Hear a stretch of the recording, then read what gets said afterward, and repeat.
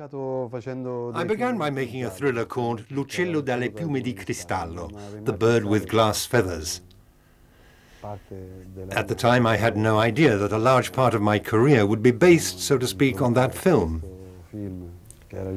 I obviously had a feeling for creating that sort of atmosphere, that sort of rhythm. So that first film had quite good box office success, and even some of the critics liked it, which was strange for that type of film.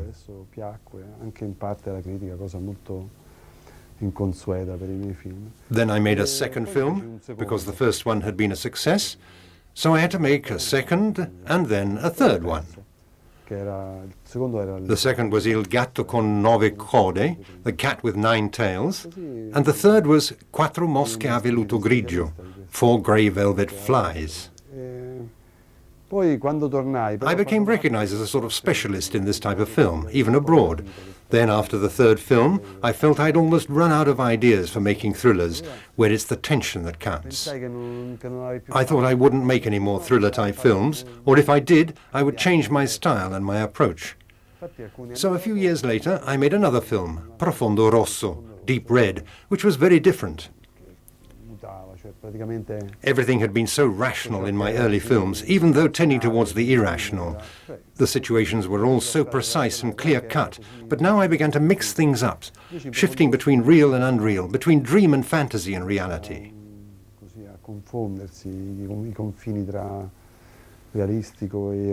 This was also the film where I did a lot of experimenting with music as movement in the scenes, where the music almost takes part in the action.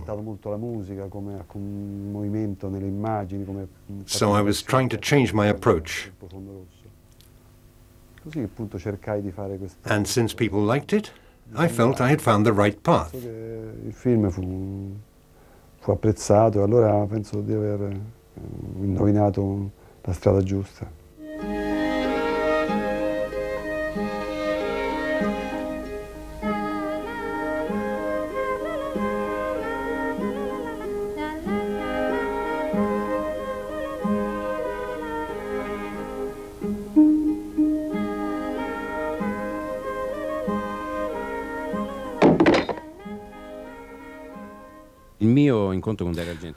My first encounter with Dario Argento, or rather our first encounter, since I'm talking about the Goblin group I was playing with, took place in 1975, when Dario Argento had just finished shooting Profondo Rosso. We had just come back from England, where we had been recording some test tracks for a new album. Back in Italy, we played these tracks to Cinevox, a record producer in Rome. They gave us a contract and we started doing the recordings for the album. That was when Dario Argento heard what we were doing, since he had already chosen the soundtracks for his films. After hearing our pieces, he asked us to do the soundtrack for Profondo Rosso. At first, all we had to do was play, because the music had been written by Giorgio Gaslini, and we just had to arrange the pieces and play them. Then, as luck would have it, Gaslini wasn't able to finish the soundtrack, and we were taken on to complete it.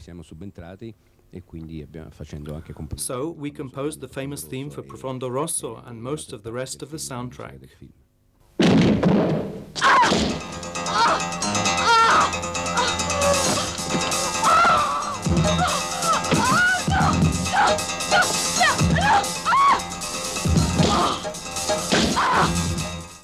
Anche se sono l'autore.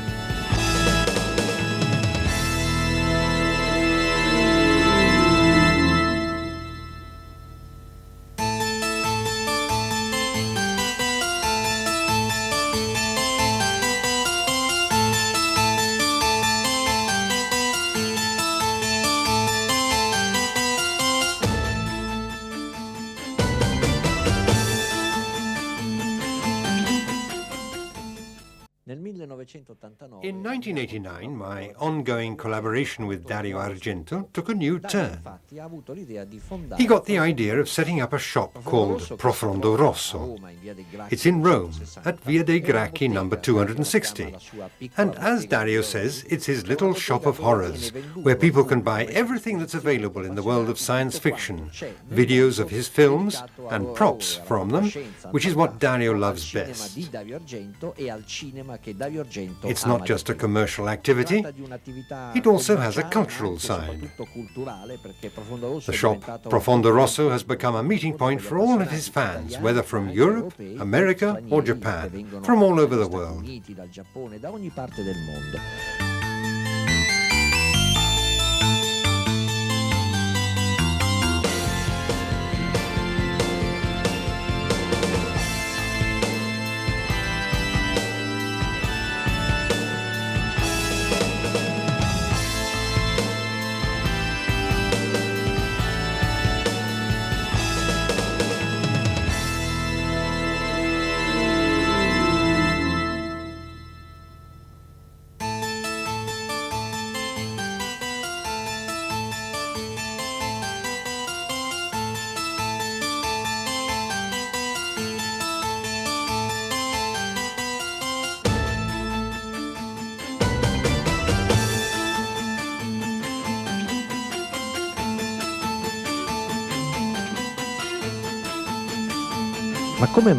But how did Dario get the idea of setting up Profondo Rosso, this strange little shop of horrors? We wanted to avoid doing what Forbidden Planet had done, a sort of huge supermarket for science fiction paraphernalia. No, we wanted to create a meeting point for people who like these types of films: horror, science fiction, thrillers, and even musicals. So we filled it up with soundtracks, magazines, and all the bits and pieces from this world we love so much. And it became a fascinating place, filled to the brim with interesting things. Books, videos, and anything else that would appeal to a youngster.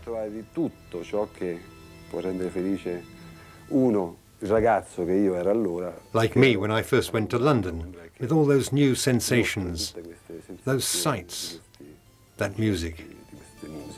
Another feature of Profondo Rosso is its basement, where there is a unique museum, Dario Argento's Museum of Horrors.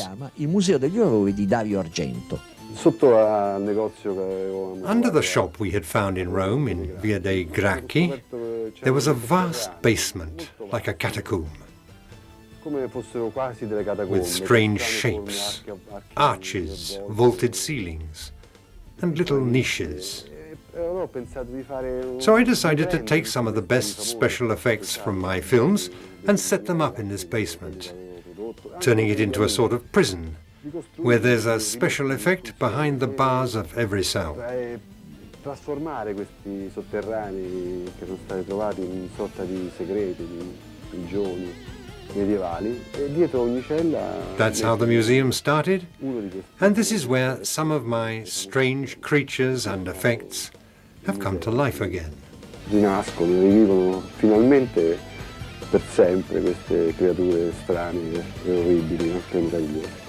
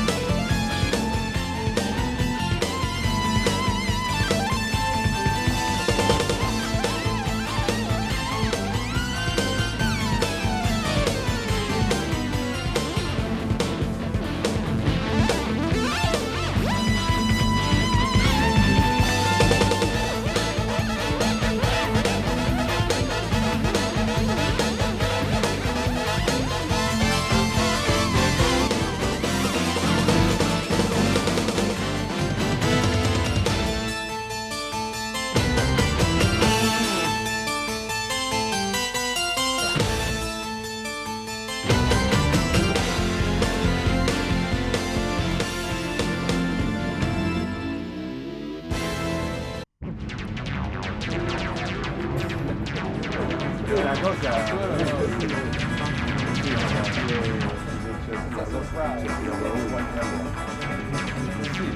paura, non essere timido.